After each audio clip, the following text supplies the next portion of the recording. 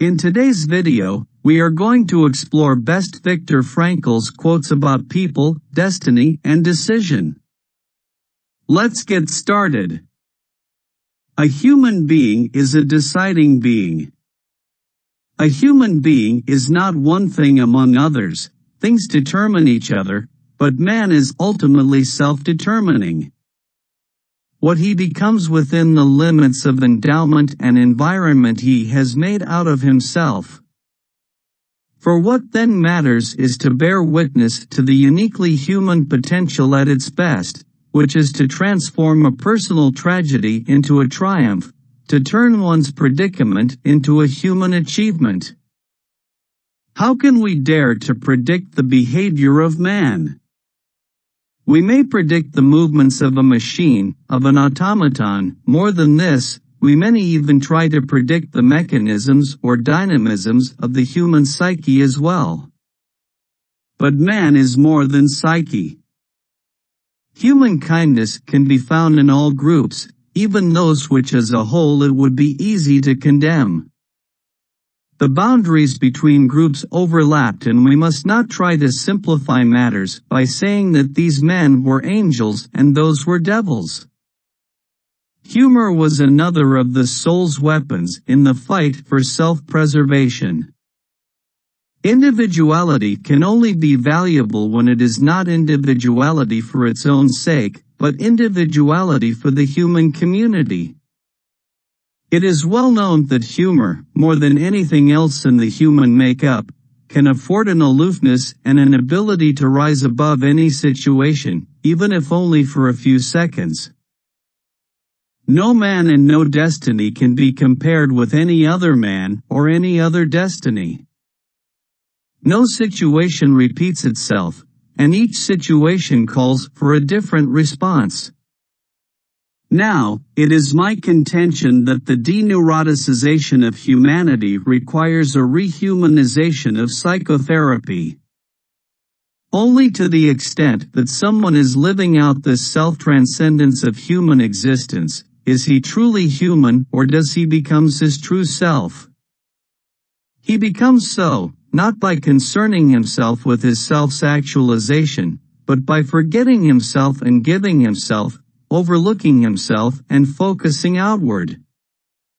The kind of lesson I had in spotting propaganda has long since dropped off the school curriculum.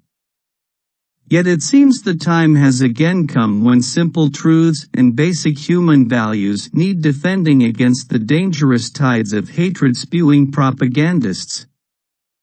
Is it time again to bring back civics, lessons in speaking up, being a responsible citizen, and spotting today's big lies?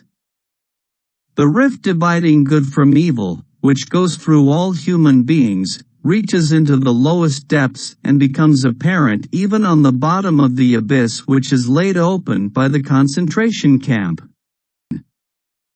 What man actually needs is not a tensionless state, but rather the striving and struggling for a worthwhile goal, a freely chosen task. When the impossibility of replacing a person is realized, it allows the responsibility which a man has for his existence and its continuance to appear in all its magnitude. When we are no longer able to change a situation, we are challenged to change ourselves. And if there is a fundamental difference between the way people perceived the world around them in the past and the way they perceive it at present, then it is perhaps best identified as follows. In the past, activism was coupled with optimism, while today activism requires pessimism. From this one may see that there is no reason to pity old people. Instead, young people should envy them. It is true that the old have no opportunities, no possibilities in the future. But they have more than that. Instead of possibilities in the future, they have realities in the past, the potentialities they have actualized, the meanings they have fulfilled, the values they have realized, and nothing and nobody can ever remove these assets from the past. More specifically, this usefulness is usually defined in terms of functioning for the benefit of society. But today's society is characterized by achievement orientation, and consequently it adores people who are successful and happy and, in particular, it adores the young. It virtually ignores the value of all those who are otherwise, and in so doing blurs the decisive difference between being valuable in the sense of dignity and being valuable in the sense of usefulness. Those who know how close the connection is between the state of mind of a man, his courage and hope, or lack of them, and the state of immunity of his body will understand that the sudden loss of hope and courage can have a deadly effect. Thus it can be seen that mental health is based on a certain degree of tension, the tension between what one has already achieved and what one still ought to accomplish, or the gap between what one is and what one should become. Decisions, not conditions, determine what a man is. There were always choices to make. Every day, every hour, offered the opportunity to make a decision which determined whether you would or would not submit to those powers which threatened to rob you of your very self, your inner freedom, which determined whether or not you become the plaything to circumstance, renouncing freedom and dignity. At any moment, man must decide, for better or for worse, what will be the monument of his existence. He noticed that it was the man who comforted others and who gave away their last piece of bread who survived the longest, and who offered proof that everything can be taken away from us except the ability to choose our attitude in any given set of circumstances. Man does not simply exist, but always decides what his existence will be, what he will become in the next moment. Man is capable of changing the world for the better if possible, and of changing himself for the better if necessary.